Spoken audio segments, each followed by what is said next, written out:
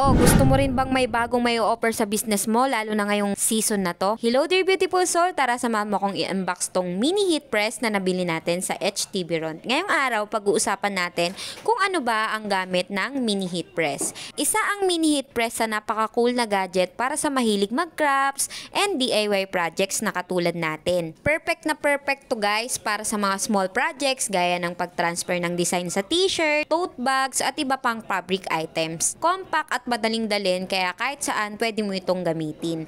And ito nga pala guys, ang kulay ng pinili ko is mint green kasi ayun yung magandang nakita ko kasi yung yellow parang hindi siya match sa vibes nung shop namin. Ayun guys, papakita ko sa inyo kung paano natin to ginagamit dito sa shop. And syempre, first time ko tong gamitin, syempre isusubukan natin siya. Syempre, plinag-in lang muna natin ito. Hinintay lang natin na mag-init. Kapag mainit na, ilalagay na natin yung design sa fabric natin. Tapos, i-gentle press lang natin ang mini heat press sa ibabaw ng design for about 10 to 15 seconds. And syempre, tatanggalin natin ang transfer paper. Pinapakita ko nga dito guys sa video kung paano natin siya gamitin. Ganyan lang natin siya ginamit and dinoble press lang natin yung kaninang ipinress natin. So ayan nga guys, kailangan lang siya ng onting force. And syempre, naka-time-lapse na naman to para syempre mas mabilis ng onte yung video natin. Pagkatapos natin tanggalin, hahawakan natin siya kung okay na ba. Yung binil yung tinutukoy ko guys, nahahawakan natin kung hindi na ba tutukla pa. And warning lang po, mainit po yung mini heat press natin. So mag-ingat tayo guys sa paggamit ng mini heat press dahil meron tong tatlong level ng degree, 140